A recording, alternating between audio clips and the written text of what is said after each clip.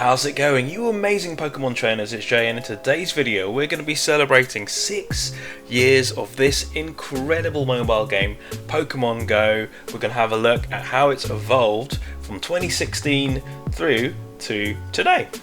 Let's go!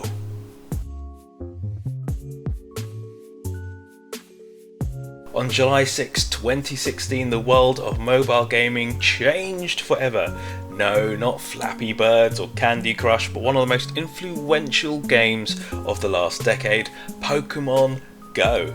It's the thing of fan dreams, something I've always wanted to do way back since the Gen 1 days, when watching Pokemon ads on TV.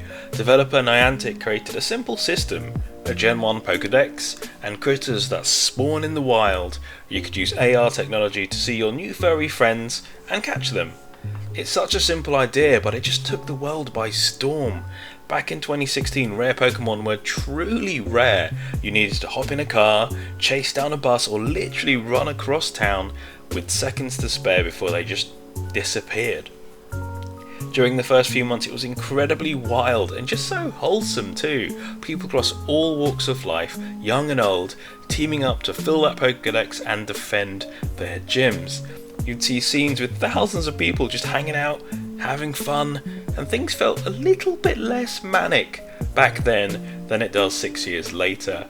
All coming together with one common, wholesome goal: catch and battle. In a year the game had been downloaded almost 750 million times.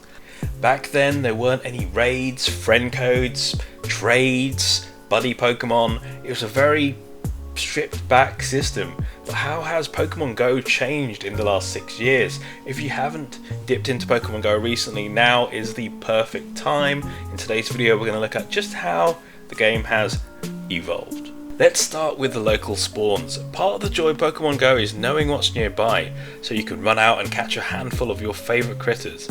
Back in 2016 it looked a little like this screenshot, footsteps showing you roughly how far away you are from that little Pidgey. So many Pidgey! There were even some apps and websites that were set up that tapped into the Niantic APIs, like PokeVision or PokeHunter, where it would show local spawns and how long you had left. Super handy.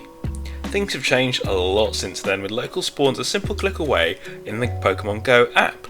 You'd see a list of local Pokestops, you can highlight this on your map. Super simple and far better mapped out to give you visual clues about where to look, making it far less random. Eggs are better in 2022 as well, with loads of different coloured eggs based on your distance, and also if you tap into each one you can see all the possible hatches as well.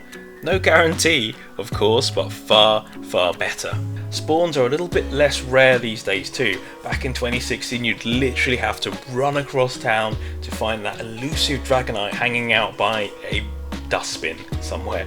But these days it's still rare, but it's a lot more common to find some of these more elusive Pokemon just hanging out and about.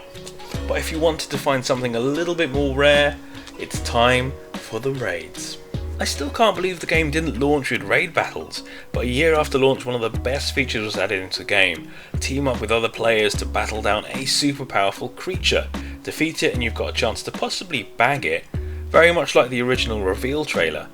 And in April 2020, due to the COVID-19 pandemic, we got remote raids. It was such a good feature that connected so many more of us than ever before, especially those who had challenges being physically at a raid. Niantic seemed to be trying to reduce remote raids, unfortunately, but it really needs to stay to give added flexibility to all sorts of players around the world.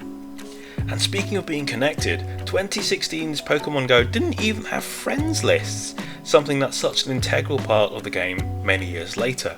Introduced in 2018, you can have up to 400 friends connected, send gifts to your virtual trainer pals, and also invite them to remote raids as well.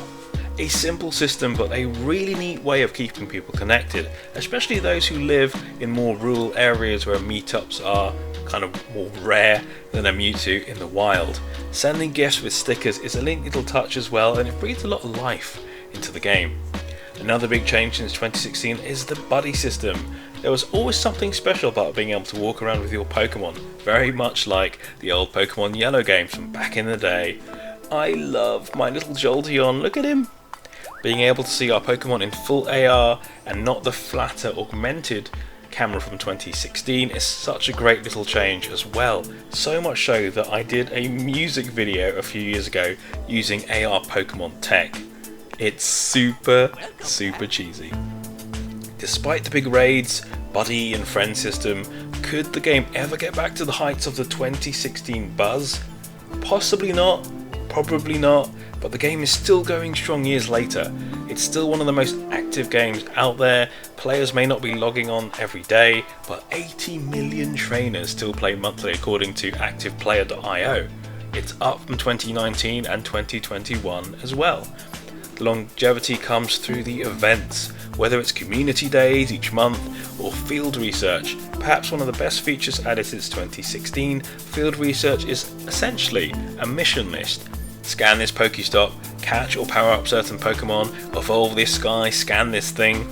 It adds a little bit more purpose, a bit more structure to the game, encouraging you to head out and at least log in from time to time. Where does it go from here? It perhaps could do with some quality of life changes. Niantic faced a lot of criticism for rolling back some of the pandemic changes, which they fortunately did a U-turn after the immense backlash.